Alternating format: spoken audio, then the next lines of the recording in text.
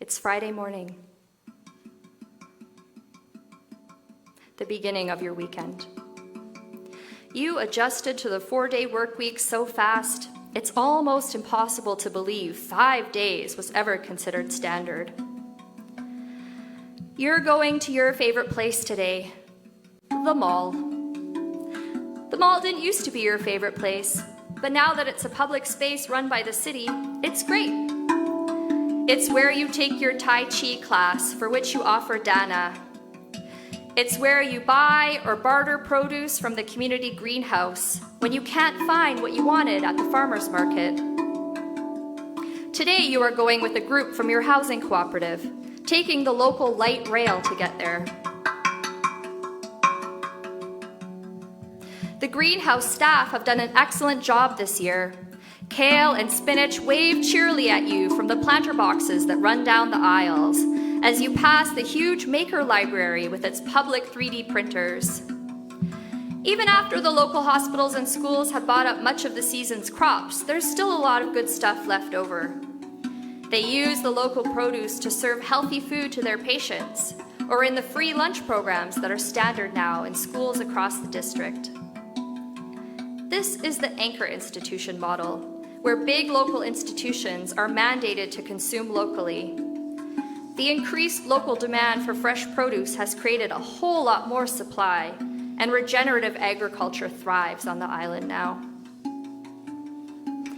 You notice some beautiful weaving in the window of the local fair trade shop run by the Mennonites. Stopping in, you see it is a scarf woven by a women's cooperative in Guatemala. A ticker on the wall keeps you up to date on how the local markets are doing, how much solar has been pumped back into the grid and where it's going, whether the turbines are running faster today than yesterday. A wall of batteries glints in the light coming in from the skylight of the roof where the food court used to be. The city bought that battery array with money from green bonds, individuals putting their money into a safe asset so that the city could make major investments in sustainability. Does it hum? Or is that just your imagination? Sometimes you go look at your mother's name, which is engraved on the second row of batteries. She was one of the first investors.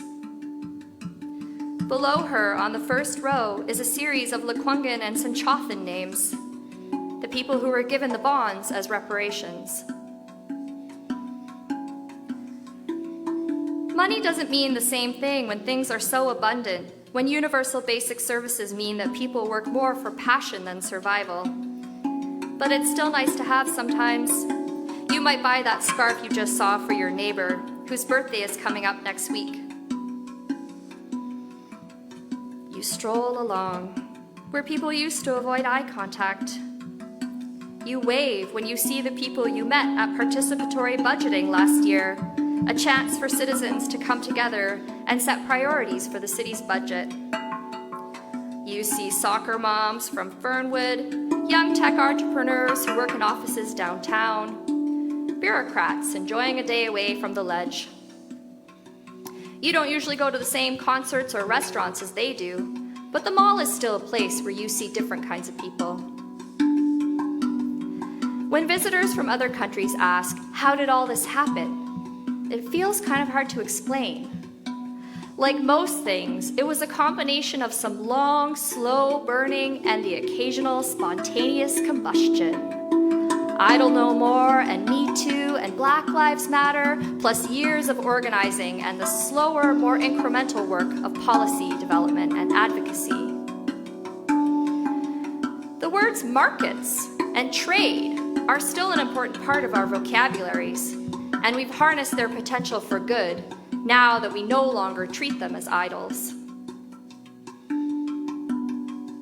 At your uncle's store, open trade means he gets potatoes straight from farmer cooperatives in Peru, in colors from indigo to pale pink. Of course, most days you get your potatoes straight from Delta in the expanded agricultural land reserve, since without the carbon costs connected with transport, they are so much cheaper. But every now and then you want a little magenta on your plate with some salty butter. Those are the little luxuries everyone can afford now. Love and care flow down like rain, and we've designed equally simple and effective systems to make every drop count. We realize that jobs like teaching and caring for babies and elders should be much better compensated. Those are the lucrative jobs in our city now. Doctors and nurses and other allied health professionals in particular have loved the 4-day week, working in community health centers and other team-based care models that have been essential for preventing burnout and improving access to healthcare for anyone who needs it.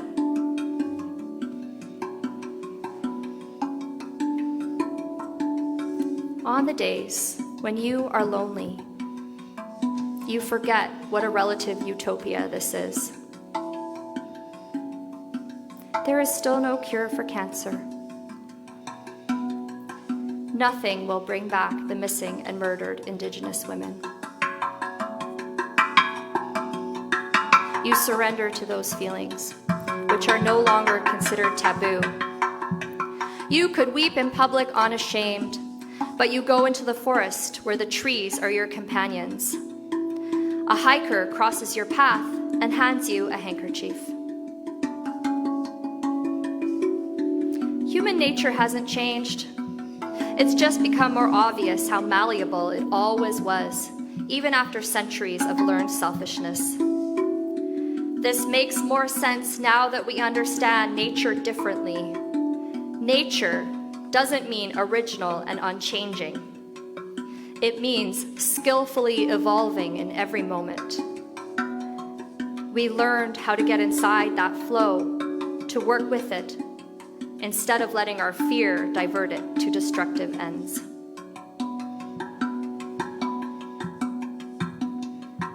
Later that same day, you and I meet in a place where it feels natural to whisper. Beside the concrete, the salmon are spawning in the stream again, their movements slow. Like us, they have finally returned home.